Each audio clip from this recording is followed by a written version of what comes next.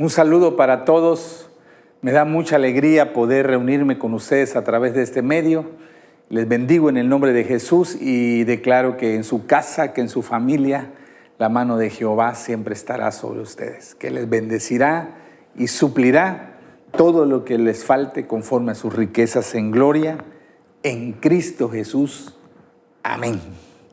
El tema para esta semana se encuentra en el libro de Mateo, capítulo 4, del versículo 12 al versículo 17. San Mateo, capítulo 4, del 12 al 17. Voy a dar lectura, dice la palabra. Cuando Jesús oyó que Juan estaba preso, volvió a Galilea y dejando a Nazaret, vino y habitó en Capernaum, ciudad marítima en la región de Zabulón y de Neftalí, para que se cumpliese lo dicho por el profeta Isaías cuando dijo: tierra de Zabulón y tierra de Neftalí, camino del mar, al otro lado del Jordán, Galilea de los gentiles. El pueblo asentado en tinieblas vio gran luz, y a los asentados en región de sombra de muerte, luz les resplandeció. Desde entonces comenzó Jesús a predicar y a decir: arrepentíos, porque el reino de los cielos se ha acercado. El tema para esta semana es: llevemos la luz en donde reinan las tinieblas. Llevemos la luz de Jesús allí donde reina las tinieblas. Empezamos este tema con una pregunta a tu consideración.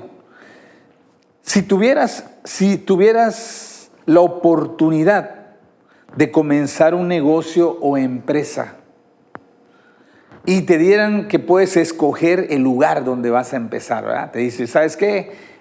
Vas a tener la oportunidad de empezar un negocio o empresa y tú vas a escoger el lugar donde lo quieres empezar. ¿Cuál escogerías? ¿Qué lugar escogerías? ¿Un lugar remoto, ahí escondido, ahí oculto, con mala fama? ¿O buscarías un lugar importante y muy conocido? La respuesta parece obvia, ¿verdad? O sea, diríamos como esa pregunta ni se pregunta, ¿verdad? Lógicamente uno escogería un lugar visible, un lugar reconocido, un lugar que esté bien posicionado. Sin embargo, cuando Jesús inicia su ministerio, cuando encarcelan a Juan, que él era el que preparaba el camino, el punto, la señal de que era tiempo fue cuando Juan quedó encarcelado. Entonces dijo Jesús: ahora es el momento que yo inicie, porque ya el que venía delante de él ya no iba a poder hacer el trabajo porque estaba en la cárcel. Entonces cuando él inicia su ministerio, él escoge el lugar menos probable, ¿sí?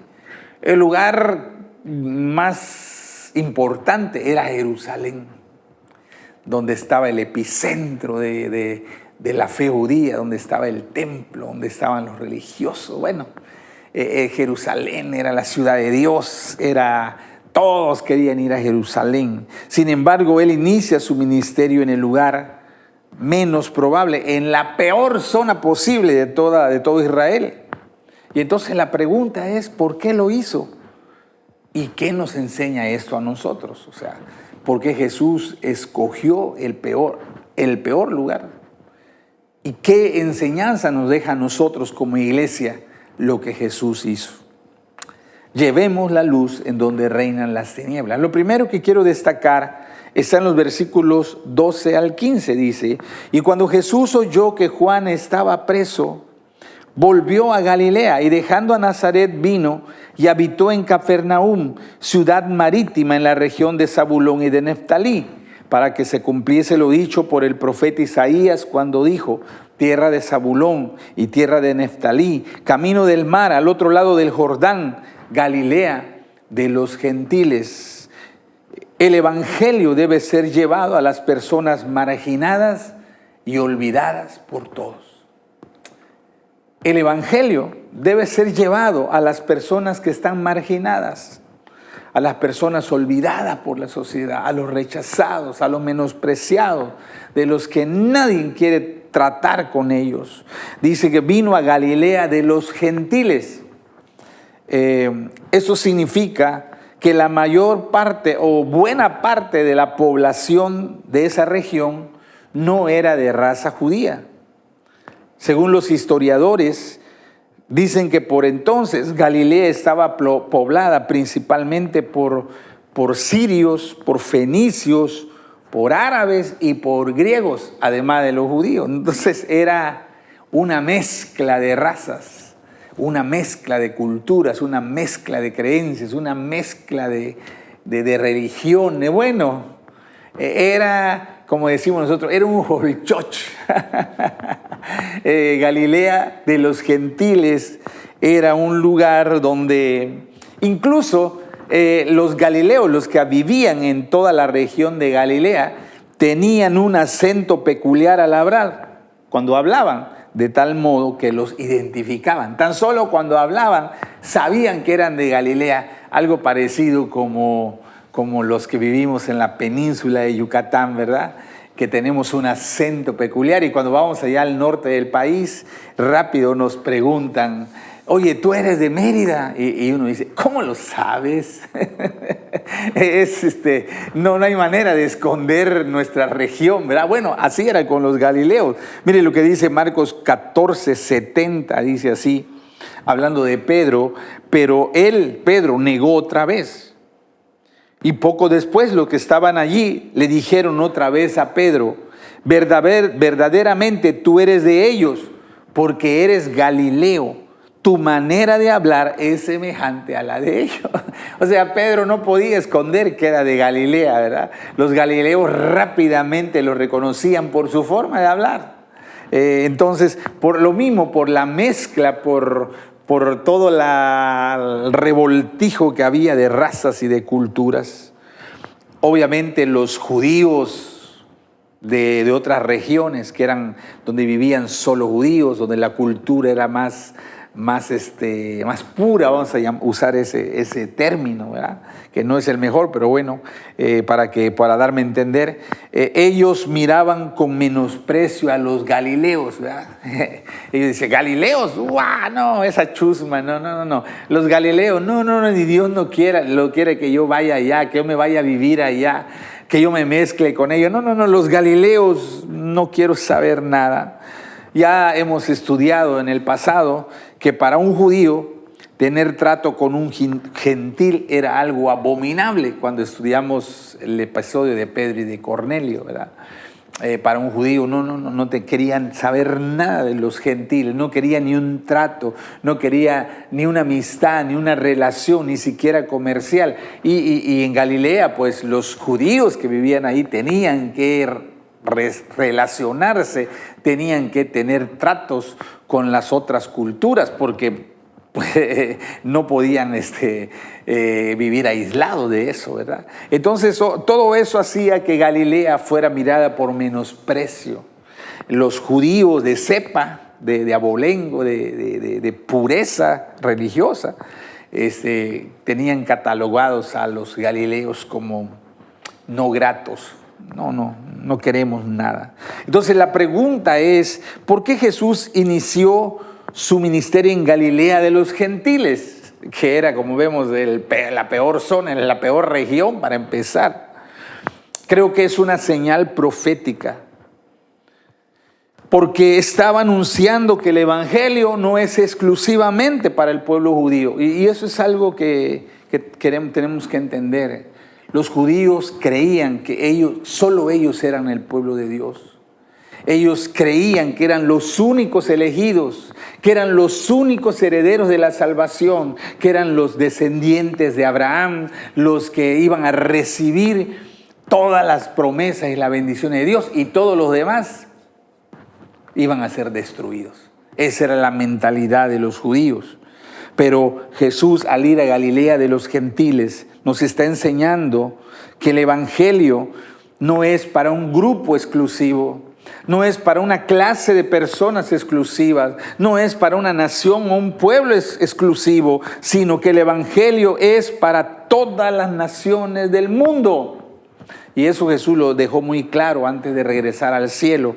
En Mateo 28, 19, en la Nueva Traducción Viviente, dice Jesús diciéndole a sus discípulos: por lo tanto, vayan y hagan discípulos de todas las naciones, bautizándolos en el nombre del Padre, del Hijo y del Espíritu Santo. Desde el principio hasta el final Jesús dijo que el Evangelio es para todas las personas, sin distinción de clase, sin distinción de raza, sin distinción social, sin distinción cultural. Que nadie quedaba excluido del Evangelio, que el Evangelio es enviado para todas las naciones de la tierra. El anhelo del corazón de Dios es que nadie se pierda, sino que todos lleguen a la salvación. Segunda de Pedro 3:9, Nueva Traducción Viviente, dice: en realidad, no es que el Señor sea lento para cumplir su promesa de regresar, como algunos piensan. Al contrario, es paciente por amor a ustedes. No quiere que nadie sea destruido. Dios quiere que todos se arrepientan. El anhelo del corazón del Padre es que cada persona que habita en esta tierra, sin excluir a nadie, aún el peor de los peores, que pueda arrepentirse, que pueda escuchar el Evangelio, que tenga la oportunidad de conocer a Jesucristo y de creer en Él. Ese es el anhelo del corazón de Dios, y nosotros como iglesia debemos tener una visión de alcance mundial. Nuestra tarea evangelizadora debe de iniciar en nuestra ciudad. Debemos de procurar que todas las personas en nuestra ciudad escuchen el Evangelio, pero no solo en nuestra ciudad, tenemos que procurar porque todo nuestro estado pueda, todas las comunidades, los pueblos, las ciudades de nuestro estado puedan escuchar el Evangelio, que todo nuestro país de México pueda escuchar el Evangelio y que todo el mundo, todas las naciones del mundo tengan la oportunidad de escuchar el Evangelio. Ese es el anhelo del corazón de Dios y ese debe ser nuestra visión como iglesia. En Hechos 1:8, la Nueva Traducción Viviente dice: pero recibirán poder cuando el Espíritu Santo descienda sobre ustedes, y serán mis testigos, y le hablarán a la gente acerca de mí en todas partes, en Judea, en Jerusalén, por toda Judea, en Samaria y hasta los lugares más lejanos de la tierra. Desde el principio Jesús, cuando fue a Galilea de los gentiles, nos está enseñando: iglesia, creyentes, discípulos, el anhelo de Dios es que podamos tener una visión mundial, de que podamos predicar aquí donde estamos, pero no solo aquí, que podamos predicar y llevar el mensaje a otros lugares, a otras personas, a otras comunidades, a otras regiones, a otras naciones de la tierra. Ese es el anhelo del corazón de Dios y ese debería de ser el anhelo de nuestro corazón. Pero también menciona en la profecía de Isaías, tierra de Zabulón y de Neftalí. Estas dos tribus, la tierra de Zabulón y de Neftalí, pertenecieron a las 10 tribus del norte. Hubo un momento en la historia de Israel que se dividieron las dos tribus en dos naciones. Dos tribus se quedaron para formar la nación de Judá, bajo el reinado del hijo de Salomón. Y 10 tribus se separaron y formaron la nación de Israel. Lamentablemente, esas 10 tribus que se separaron abandonaron la fe en el Dios verdadero.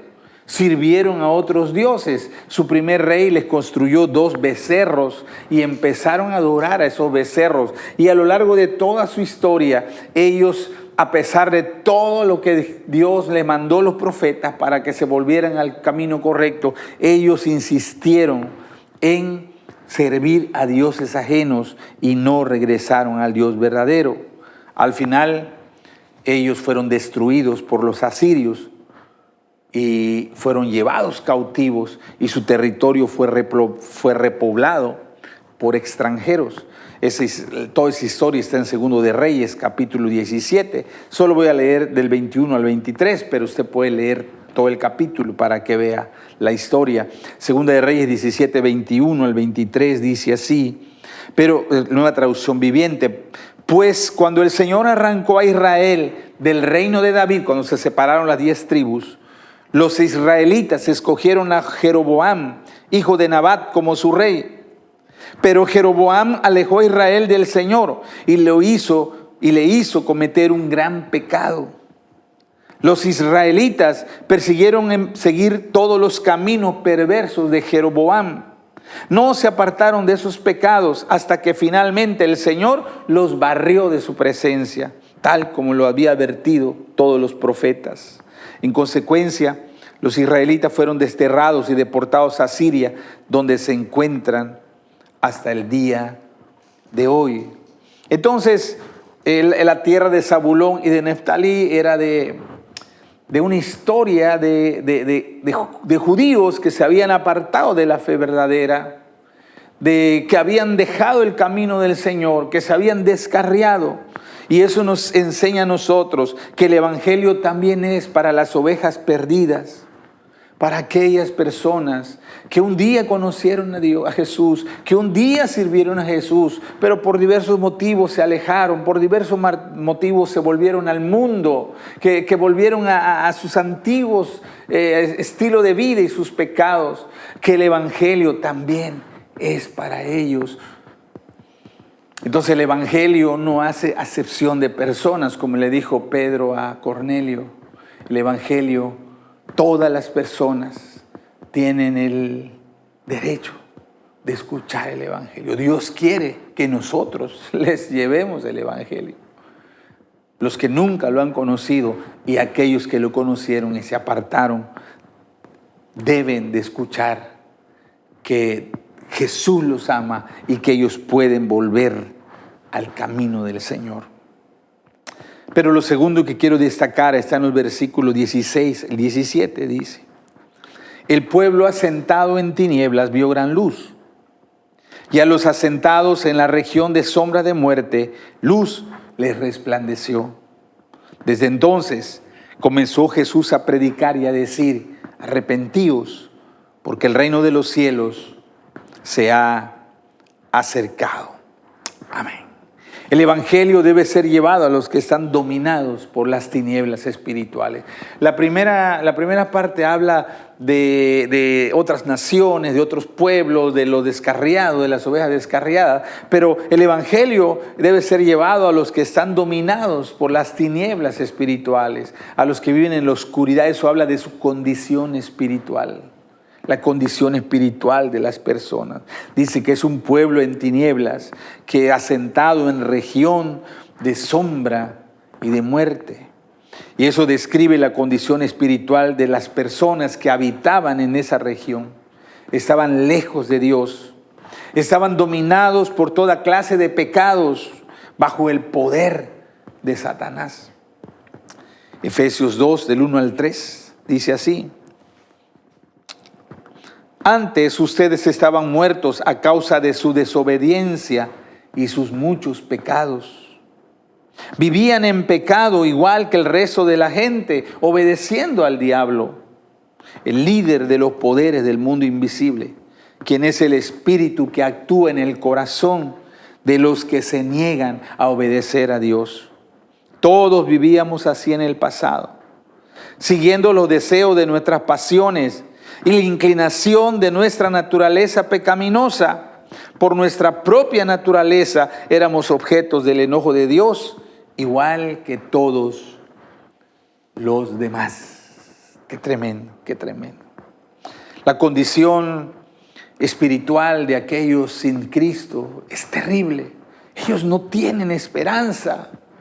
No hay esperanza para ellos. No hay nada que puedan hacer para salir de esa condición de opresión espiritual. Sus pecados los dominan. El diablo los maneja como títeres. El diablo destruye su vida, su salud, su economía, su familia. Destruye todos sus sueños. No tienen esperanza. No tienen esperanza. La condición de los que están sin Cristo es terrible. Nosotros, los que creemos, debemos estar conscientes de esto, porque muchas veces nosotros no evangelizamos porque no entendemos la gravedad de la condición de ellos, porque no nos damos cuenta del terrible destino al que ellos se dirigen cuando no tienen a Cristo. Por eso muchos son pasivos, por eso muchos no les interesa predicar, porque no entienden la gravedad, la terrible condición de los que viven sin Cristo. En Hechos capítulo 26, 18, en la Nueva Traducción Viviente, cuando Jesús se le aparece a Pablo, que acaba de convertirse, Él le dice a Pablo en el versículo 18, Hechos 26, para que les abras los ojos, a fin de que pasen de la oscuridad a la luz y del poder de Satanás a Dios. Entonces recibirán el perdón de sus pecados y se les dará un lugar entre el pueblo de Dios, el cual es apartado por la fe en mí. Amén. Esa es la tarea que hemos recibido. La condición de ellos, están perdidos. Ellos vagan sin rumbo. Ellos son presa del diablo.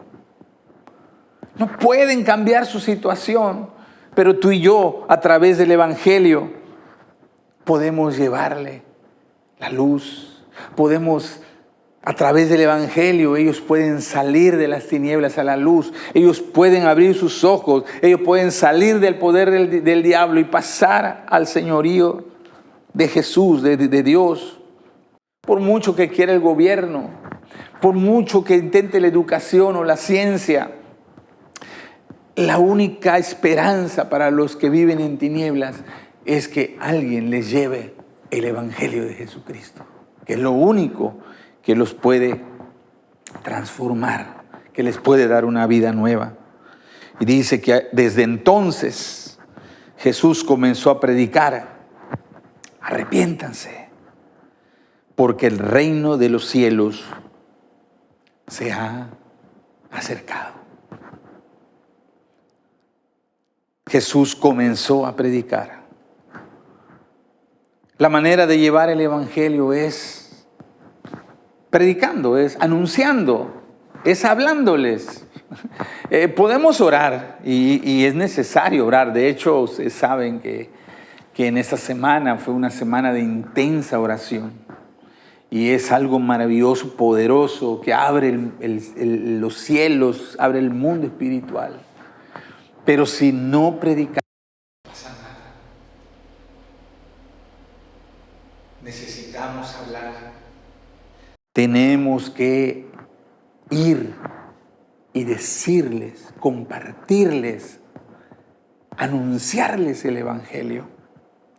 En Romanos 10, 14, Pablo dice, Nueva Traducción Viviente: pero ¿cómo pueden ellos invocar para que los salve si no creen en Él?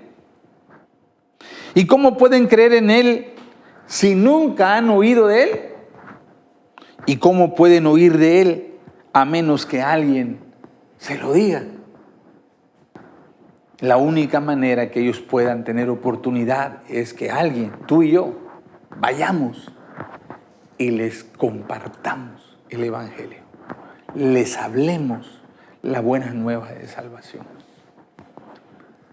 Necesitamos entender que no hay otra forma, no hay otra manera que ellos puedan conocer a Jesús, sino es que alguien lleno de amor y compasión vaya a compartir el Evangelio con ellos. El Evangelio debe ser llevado a los que están dominados por las tinieblas espirituales. Hay mucha gente a nuestro alrededor que vive en las tinieblas espirituales, que necesita que tú y yo le compartamos el Evangelio, les anunciemos las buenas nuevas de salvación en Cristo Jesús. Entonces, nuestra tarea es llevar la luz, el Evangelio, a los que viven en las tinieblas espirituales. Dios nos pregunta hoy a ti y a mí: ¿a quién enviaré? ¿Quién irá por nosotros? Cuando Dios le hace esa pregunta al profeta Isaías, bueno, todavía no era un profeta, ese día recibió su llamado de profeta. Isaías le dice al Señor: Señor, es que yo vivo en un pueblo donde no te temen, no te obedecen. Yo vivo en medio de un pueblo pecador, yo mismo soy un pecador. Y entonces el Señor toma un ángel toma un carbón encendido del trono de Dios y limpia sus labios, purifica sus labios. Y después de ese acto de limpiar sus labios, le dice, hace una pregunta: ¿a quién enviaré? ¿Quién irá por nosotros? Y eso nos deja un pensamiento, que aunque el anhelo de Dios es que nadie se pierda, Él no va a bajar del cielo a predicar. Él no va a mandar a los ángeles a compartir el mensaje. Él no va a manifestarse para que la gente, los pecadores, lo conozcan. Él necesita que tú y yo, que nosotros podamos responder como respondió Isaías: heme aquí, envíame a mí. Aquí estoy, cuenta conmigo. Yo voy a ir a hablarles. Yo voy a ir a llevarles la luz a los que viven en tinieblas. Yo voy a ir a llevar las buenas noticias a los marginados, a los olvidados, a los despreciados, a los que no tienen esperanza. Yo voy a llevar la buena nueva de salvación a aquellas familias donde ellos ya no saben qué hacer, están desesperados, ya no buscan la salida. Pero Dios necesita que alguien diga: heme aquí, envíame a mí. ¿Cómo vamos a responder al llamado de Dios? ¿Qué vamos a hacer? Que igual nosotros podamos decir: aquí estoy, Señor. Yo voy a ir a llevarles el Evangelio. Que así sea. Amén y amén. Oremos. Padre, ahora entendemos el llamado que tú nos haces. Hay gente que vive en valle de sombra de muerte. Hay gente que está en las tinieblas, en la oscuridad. Hay gente desesperada. Hay gente que ya no encuentra la salida. Hay gente que han perdido sus sueños, que han perdido el deseo de vivir. Señor, y nosotros somos los responsables, los encargados de llevarles la luz del Evangelio. Señor, ese es el tiempo, así como Jesús, que Él empezó a predicar el Evangelio del reino, que nosotros vayamos, que nosotros hablemos, que nosotros compartamos, que nosotros llevemos la luz ahí donde hay tinieblas, Señor. Que podamos ser instrumentos de salvación en tus manos. Que podamos ser instrumentos por medio del cual tú puedas obrar, tú puedas manifestarte, tú puedas hacer la obra, Señor. Amado Espíritu Santo, impúlsanos a llevar la luz de Jesús a los que están perdidos. Es el tiempo, ahora es el tiempo. Ayúdanos a llevar la palabra en el nombre de Jesús. Amén. Amén. Muy bien, pues ya estamos preparándonos para la pesca milagrosa en la célula. Esta semana es una semana de preparativos, es una semana que estamos practicando cómo compartir el Evangelio, porque es importante saber lo que vamos a decir, cómo lo vamos a decir. Tenemos que ser muy precisos a la hora de compartir el plan de salvación. Entonces estamos en esos preparativos ya para fijar el día, para fijar el lugar, la hora, quién va compartir la palabra, quién va a dirigir la alabanza, quién va a dirigir el rompehielo, qué convivio va a haber, bueno, todos los preparativos. Y recuerde que todo lo que hacemos tiene un propósito: llevar la luz de Jesús a los que viven en las tinieblas. Así que les animo a que nos esforcemos, seamos valientes y esforzados para llevar el evangelio a los que no conocen a Jesús. Les recuerdo que próximamente tenemos graduaciones de Universidad de la Vida y de Capacitación Destino. Vamos a preparar un acto muy hermoso, muy representativo, porque creemos que es importante reconocer, es importante mostrar el avance que están teniendo en su vida espiritual. Así que ya este domingo le daremos el anuncio exacto, el día, la hora en que tendremos las graduaciones, y será un momento muy especial, la verdad.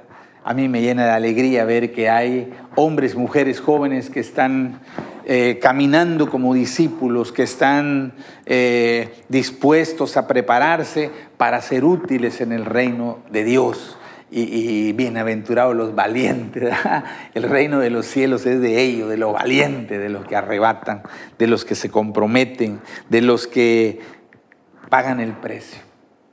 Así que próximamente tendremos las ceremonias de graduación, y les sigo invitando a la Convención Nacional G12, noviembre 16 al 18, una gran fiesta espiritual, la verdad, una fiesta hermosa, una fiesta maravillosa, una fiesta donde podremos llevar la palabra, podemos escuchar los propósitos de Dios como representante de la nación de México. Así que le invitamos a participar en esta fiesta espiritual, 16 al 18 de noviembre.